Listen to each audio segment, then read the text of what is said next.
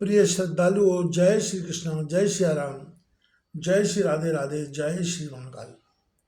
इस प्रवचन में आपको श्रवण कराएंगे व्यास पुत्र सुखदेव के अरणी से उत्पन्न होने की कथा तथा व्यास जी द्वारा उनसे गृहस्थ धर्म का वर्णन।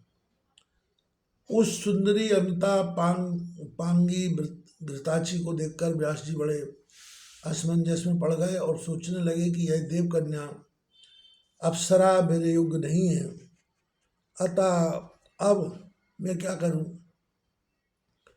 उधर अप्सरा भी व्यास जी को चिंतित होता देखकर भयभीत हो गई कि मुझे ये साप न दे दें। तत्पश्चात भय से व्याकुल वह अप्सरा एक सुकी का रूप धारण करके उड़ गई। व्यास जी उसे पक्षी के रूप में देखकर आश्चर्य में पड़ गए। उसे देखने मात्र से व्यास जी के शरीर में काम का संचार हो आया और प्रदंड में काम का प्रवेश हो जाने के कारण उनका मन अत्यंत विस्मय में पड़ गया। बड़ी धीरता के साथ मन को रोकने की चेष्टा करते हुए उस चंचल मन को वे व्यास मुनि वश में करने में समर्थ हुए। इस प्रकार घृताची द्वारा मोहित तेजस्वी व्यास जी का मन उनके यत्न करने पर भी भावी संयोग के कारण उनके वश में न हो सका। इसी बीच अग्नि निकालने के लिए मंथन करते समय एकाएक उनका तेज उस अरणी पर गिर गया, किंतु उसके गिरने पर ध्यान न देकर वे अरणी मंथन करते रहे। उस अरणी से उन्हीं के सदस्य मनोहर स्वरूप वाले सुख उत्पन्न हो गए। अरणी से उत्पन्न वह बालक विस्मय पैदा करते हुए उसी प्रकार सुशोभित हो गया रहा था जिस प्रकार हवन करते समय पूर्णाहुति पड़ने से प्रकट अग्नि प्रदीप्त हो उठती है। उस पुत्र को देखकर यह क्या, ऐसा सोचकर कहीं शिव के वरदान से ही तो उत्पन्न हुआ है। इस प्रकार अरणी गर्भ से उत्पन्न हुआ तेजस्वी पुत्र सुख अपनी तेज से दूसरे अग्नि के तुल्य देह दीप्यमान प्रतीत हो रहा था। व्यास जी ने दिव्य देहधारी द्वितीय गार्हपत्य अग्नि के समान तेजस्वी पुत्र को बड़ी प्रसन्नता से देखा और पर्वत से नीचे उतरकर गंगा जल से उसको नहलाया। उस समय आकाश में उस शिशु के ऊपर पुष्पों की वर्षा होने लगी।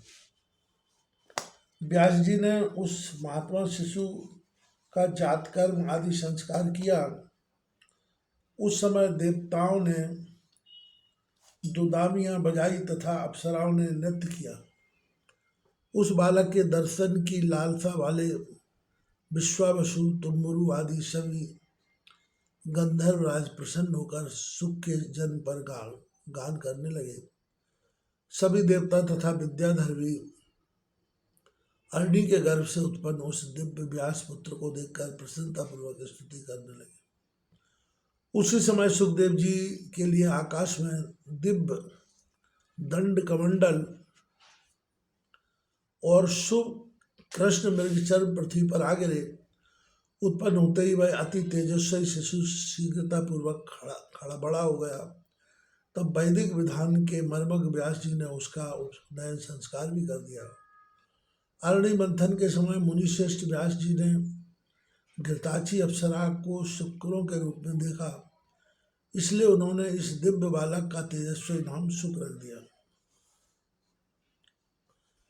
व्यास जी सुत सुखदेव ने बृहस्पति को अपना आचार बांधकर विधिवत ब्रह्मचर्य व्रत धारण किया। गुरुकुल में निवास कर रहस्यों तथा संग्रहों सहित सभी वेदों तथा धर्मशास्त्रों का अध्ययन किया। तदनंतर गुरु को दक्षिणा देकर वे सुखदेव मुनि अपने पिता व्यास जी के पास आ गए। सुखदेव जी को आया देखकर व्यास जी ने शीघ्रता के साथ प्रसन्नतापूर्वक उठकर बारंबार उनका आलिंगन किया और उनका सिर सूंघा और अपने आश्रम में रख लिया। अब व्यास जी सुखदेव के विवाह के बारे में विचार करने लगे और किसी सुंदर मुनि कन्या की चर्चा की। उन्होंने सुखदेव से कहा, हे पवित्र आत्मन, तुमने वेद आदि सभी धर्मशास्त्रों का अध्ययन कर लिया है, अब तुम विवाह कर लो।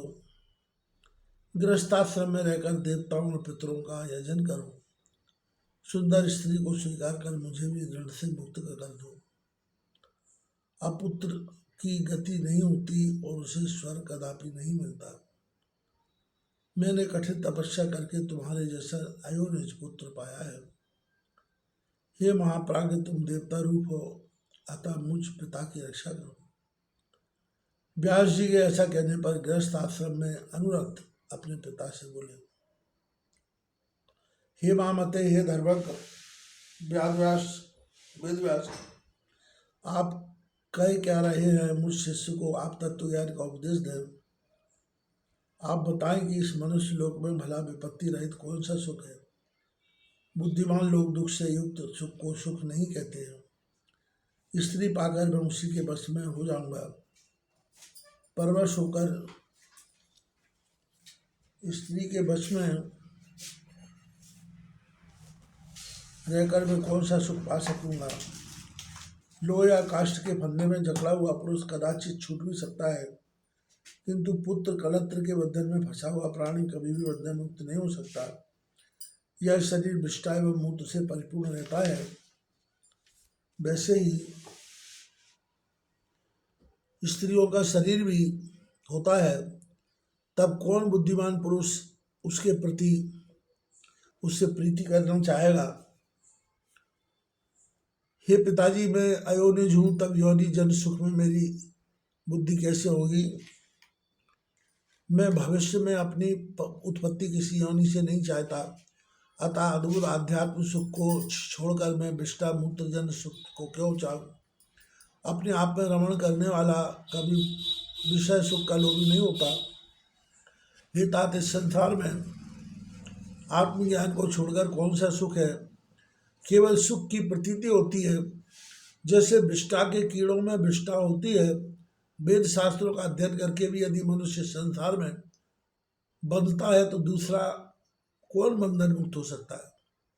दृढ़ बंधन में डालने वाले व्यर्थ विद्याध्ययन से क्या लाभ है? अध्ययन करना उनका करना चाहिए जो शीघ्र ही भवबंधन से मुक्त कर दे।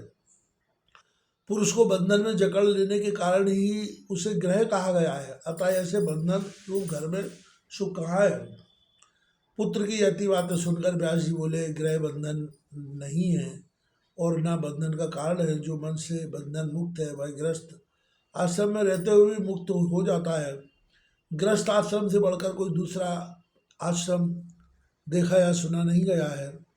वशिष्ठ आदि आचार्यों और तत्वज्ञानियों जनक जैसों ने भी उसका आश्रय ग्रहण किया है।